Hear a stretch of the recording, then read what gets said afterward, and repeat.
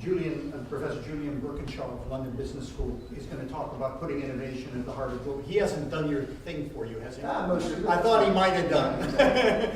So you can hoof it, as they say in Hollywood. Okay, thank you very much. So I will give you the other side of the story in some ways, because obviously the reason that Rajesh and myself are here together is because he is the businessman and I'm the academic. And I want to reflect a little bit more broadly on some of the ways in which we as academics in the business school world work with companies and indeed also work with some of the more basic insights that come from the world of social scientists.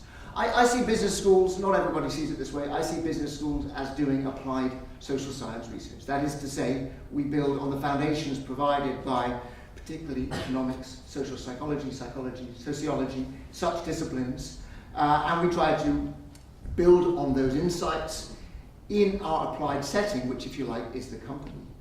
But at the same time, we are also looking towards those companies, those businesses that are making the difference in our everyday lives, to understand what is happening in them, to help them, and also in some ways to kind of use their experiments, their insights, their leading-edge ways of doing things to go back and inform our basic social science research. So at some level, this is almost an arbitrage opportunity. That is to say, we sit between basic research in social science and the way that the world is moving.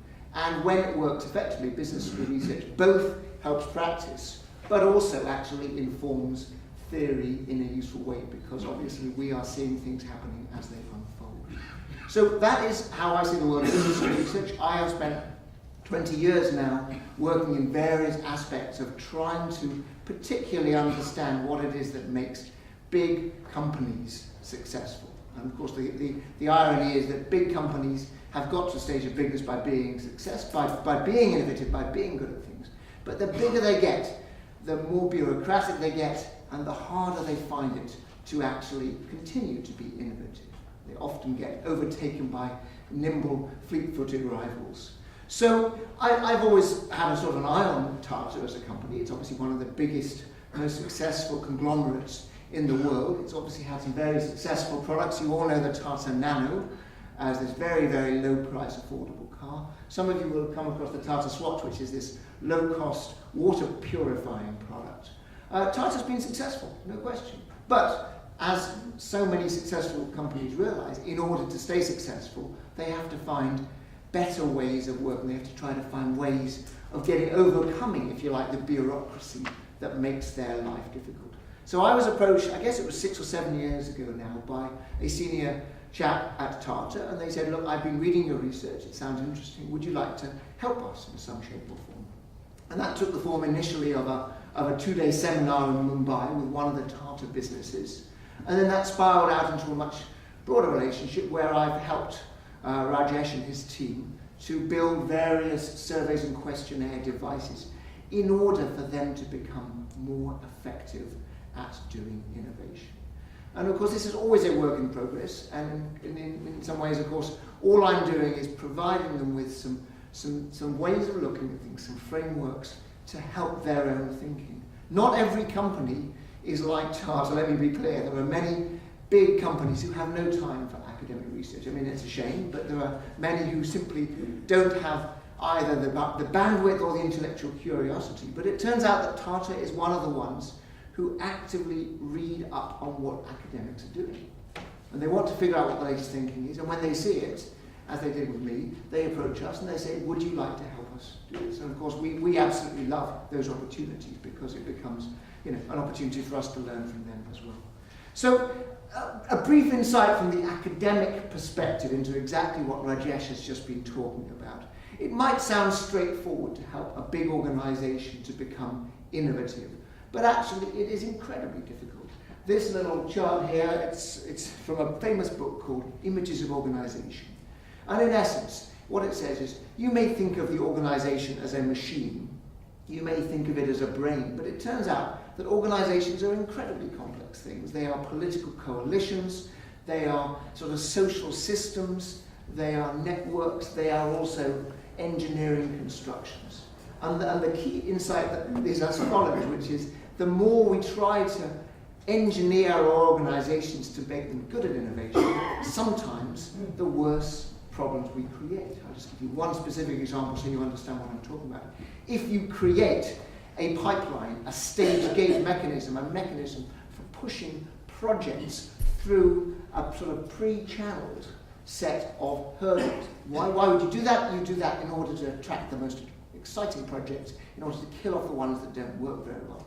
If you do that as a big organization, sometimes it has a very attractive result, which is that you actually invest in the most exciting opportunities.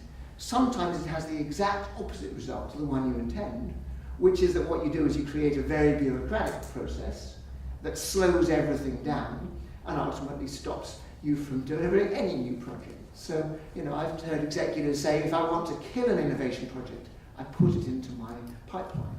That's not a very good outcome. So, you see the point. And the essence of my research in Tata is to say, we have to understand the multifaceted nature of a big company. We can't just treat it as an engineering activity in terms of trying to squeeze as much out of it as possible. We have to understand the social dynamics within it. So, Rajesh talked about this, but let me just finish with 2 quick points. These are the 2 kind of tools that I gave them. One was around understanding the weak link in that process. And the second was about understanding what drives individual people. Every individual has lots of pent-up capabilities and insights that they want to use.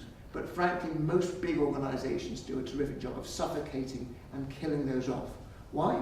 Well, because they put bureaucratic processes in place, and they also make people very risk averse. When someone tries something and it doesn't work, they get slapped down, which is why I particularly like the Tata innovation process. One of the things Rajesh mentioned, which is to have an award for the biggest failures, if you see what I mean, to deliberately not just honour the most successful new products and successful new processes, but to deliberately every year to have an award for what they call the Dare to Try, which is the idea which was a failure, but they learned a great deal from.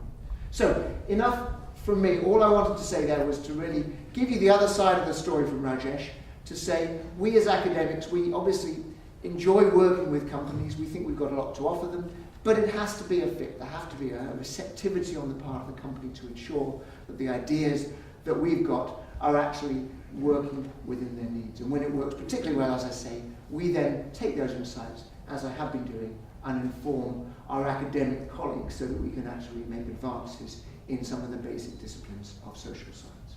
Thank you. Thank you very much.